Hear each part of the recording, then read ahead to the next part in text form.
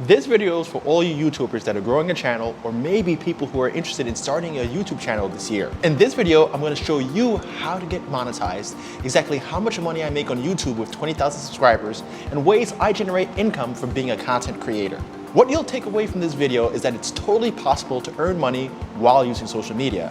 I'm also going to give you some golden advice on how to grow your subscribers and also some of the mistakes that I've made that you could potentially avoid. Before we get started, tell me the name of your channel or what your channel is going to be about right in the comment section below.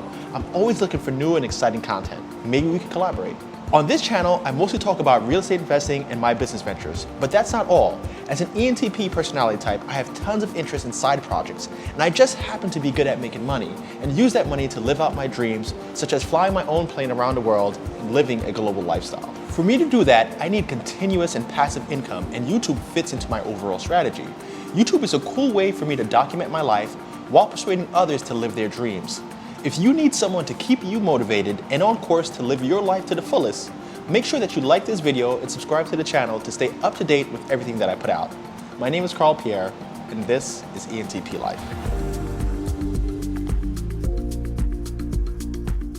Okay, first let's talk about the basics about getting monetized. If you're looking to get monetized on YouTube, you have to hit two major milestones. First milestone is that you have to have at least 1,000 subscribers.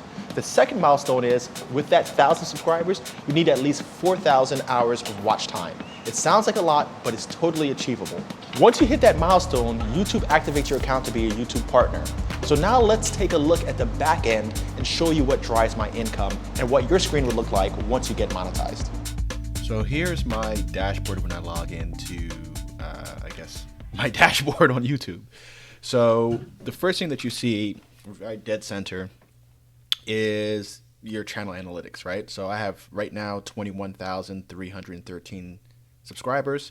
I'm actually doing this portion of the video after I already did my talking head. So this is a little bit more than my 20,000 subscribers. So what you can see is in the past 28 days, we have 53,000 views, which is about almost 2,000 views per day, total of 5,000 watch hours, and revenue of $598. Everything is pretty much up over the past month.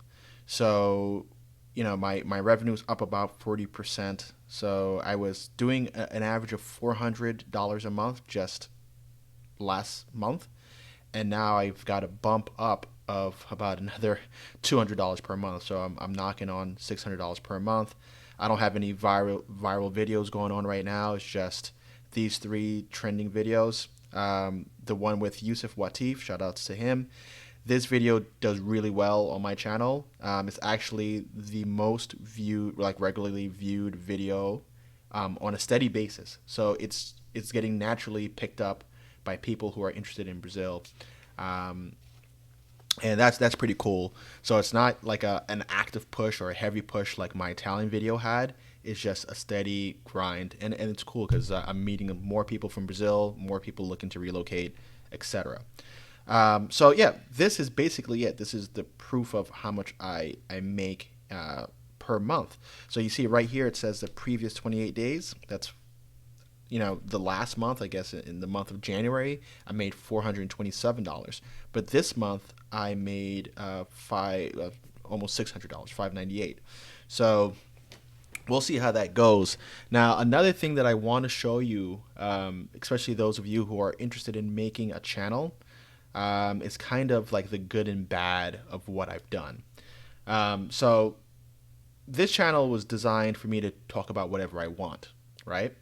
But if we look at my analytics and we look at, actually, let me go somewhere else, right? So my channel, well, let's talk here for a little while. So it's always going to give you the past month, all right, the last 4 weeks. Same information that we have, right? But if you want to start getting a little more insight into why I don't make that much money with 20,000 subscribers on views, it's because my engagement is fairly low. And I'll show you what I mean. So here are my recent releases, okay?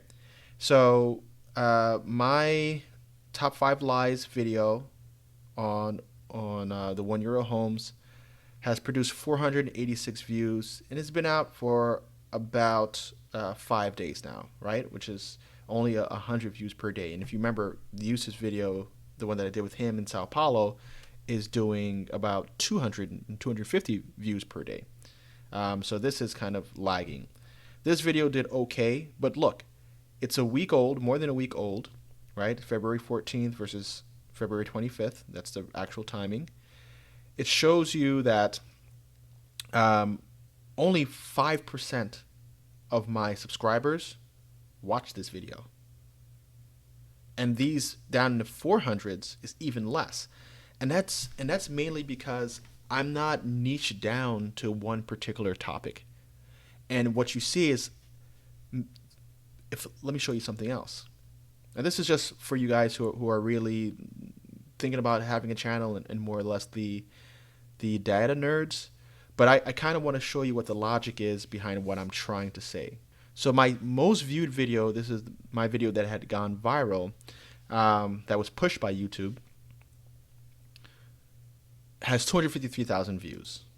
If I look at the analytics for this video, half of my subscriber base, 9,400 people, came from this one video checking out properties in Italy. So when I decide to talk about things related to the entp personality type, if I talk about aviation, if I talk about anything outside of Italy, already half of my subscriber base is disinterested in that. Okay? Because that's not what made them sign up. So if you look at my Italian videos, so my cheap house in Italy, 11,000 views, right? So that's 50% of my subscriber base. This other property talking about Italy, 14,000, 16,000. All right? Then I have these two audiences, those who are interested in the FHA 203K loan, which may be first-time home buyers or real estate investors. That's another part of my population. And then I have the How to Start a Home Healthcare Agency. So when you look at that, they're very different topics, right? Very different. You have Italy, you have a healthcare business, you have the real estate business. And those are kind of like my 3 most popular video segments, and where obviously the majority of my subscribers are going to come from. So when I'm putting out different content, it affects me because YouTube doesn't know what to show to the audience, right? Because it knows that it knows who's interested in Italy based on the other videos that they watch. Italy travel, my $1 properties, looking at other $1 properties online. So whenever I put out something about Italy, it'll push it. But it doesn't know what to do when I start talking about airplanes. Who do I show this video to? Because we can't show this to your subscriber base because there's not a match between their interest and their viewing trends versus the information in this particular piece of content. So that's one thing that hurts my channel. If I just drilled down and only talked about Italy, I would have more views and probably more revenue versus what I have now, right? So like my subscriber base would be more engaged, more likely to click and watch the videos and updates as I talk about Italy than they are when I diverge and talk about Brazil or when I talk about airplanes or whatever else. So it's a little challenging to kind of have this sort of channel. So what matters is that as I grow organically and people are interested in me, Carl Pierre, the ENTP personality type, they're more interested in what I'm presenting than the particular topic. So as I have more and more subscribers who are like, hey, I like this Carl guy, I like what he does, I'm always interested in the new things that he presents, then I'll have better ratios of views to subscribers. And that's pretty much the way that it works. But, long-winded explanation and an overview, but I think it's very useful information for all you out there who are content creators. The next thing on the list to discuss is tips to get you on the right path. The first tip is that you need to focus on your passion. By focusing on your passion, you're gonna stay motivated and interested even when you don't have that 1,000 subscribers. Believe me, when you're just getting started out and you're putting out content, it's a lonely place. You might put a lot of effort in and there's nobody watching it. Another thing that people make a mistake with is getting hung up on production quality. One of my good friends is actually in this cycle right now. They're putting out the most polished work possible, but they're still at that point where YouTube and nobody's paying attention because there's nobody who's really looking out for them. Putting out content with great production value is great, right? Obviously, it's quality that's going to show through to people, but quality is really in what actually people want to see. If you're putting out a really well-produced video and nobody wants to watch the content that you're producing, all right, so great. The content looks great, it's polished, it's well delivered, but if you're not connecting with your audience, you're really wasting your time. So related to getting hung up on this production quality, it's more important to really understand what is it about your subscribers that you are actually resonating with. How are you hitting them? What makes them really gravitate towards your channel? The more you understand what's making people stick to your channel, then the better your content will become because you'll be able to shape your content more to their liking. The production value and the production quality will improve over time. And another thing is, if you go from high production quality, right? You're paying cameramen, you're paying editors and all that, and then you realize that you're not growing as fast as you want to, and then you have to cut that production quality, what do you think is gonna happen? Now there's gonna be a downgrade in your quality and your viewers are gonna understand that. But when you're growing your base, and you're starting out with just your webcam or a simple setup, the people who are gonna be riding with you are going to see you progressively grow and improve the quality of your work. And then as you progress, the natural progression is gonna be there. Don't overproduce and then regress because it's gonna be obvious that you really didn't know what you were dealing with, and most likely you're gonna quit. The third tip really relates to that quality section, which is try to understand your viewer through your analytics and their feedback. Always look at your analytics and see how long are people watching your videos, what are they interested in, and always get feedback from your audience. My fourth tip is that you need to stay consistent and everything else will really fall into place. When you're posting into that ghost land and nobody's watching, that's when you're gonna be developing your skills, developing your rapport in the camera, how you speak, how you interact. That's where the meat and potatoes are for YouTube. It's not gonna be just sudden success. Now here are some of the mistakes that I've made. I'm an entp personality type, so I'm all over the place and so is my content. That kind of discourages people because they may have come to my channel because of something related to aviation, and then the next video is about real estate, and then the next video is about nursing, and it can be kind of confusing for people who really just wanted to niche down and watch one particular topic. If I were by nature someone who could be repetitive and do the same thing over and over again, then maybe that would work for me, but I can't do that. It is boring to me. So I have to keep my information diverse and constantly changing, but that's at the consequence of my subscriber base being inconsistent. Some of my videos may have thousands of views while others only have a few hundred, and I have 20,000 subscribers. I look at other channels, and on those other channels that are consistently delivering the same sort of content, they have a clear ratio of what their average video does as far as performance is concerned. For me, my top producing videos are my Italian real estate videos, then my nursing videos, and followed by the Brazilian videos now. And they're three very different topics, three very different audiences. So if you could avoid that mistake, I think you'd be putting yourself or doing yourself a favor by keeping your content consistent. Another mistake that I've made, and a lot of other YouTubers I'm sure have made as well when getting started out, is trying to be like your favorite YouTuber. The problem there is that your favorite YouTuber already exists. They've already captured a part of the market, and it's their personality, their natural way that made them who they are. Don't try to be someone you're not. Don't try to replicate something that's not you or that's already being delivered. Try to find your own lane, be yourself, and do your thing. Of course, you could learn from some of the techniques that they use so that your content comes off a little bit better, it's a little more polished. Look at how they time themselves, what equipment are they using, that sort of thing.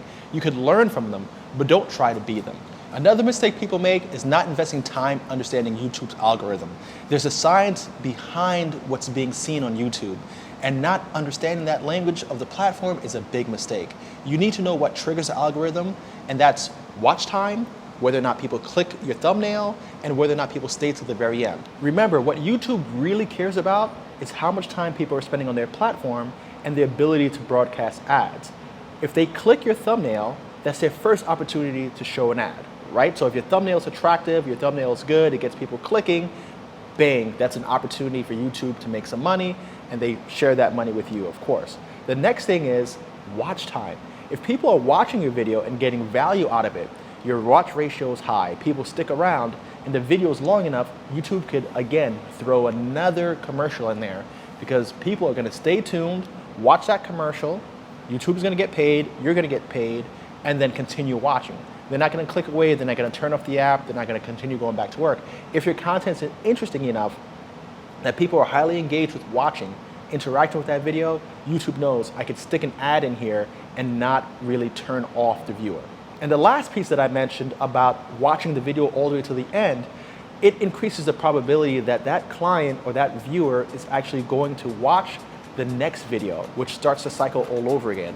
Again, YouTube gets an opportunity to post another ad.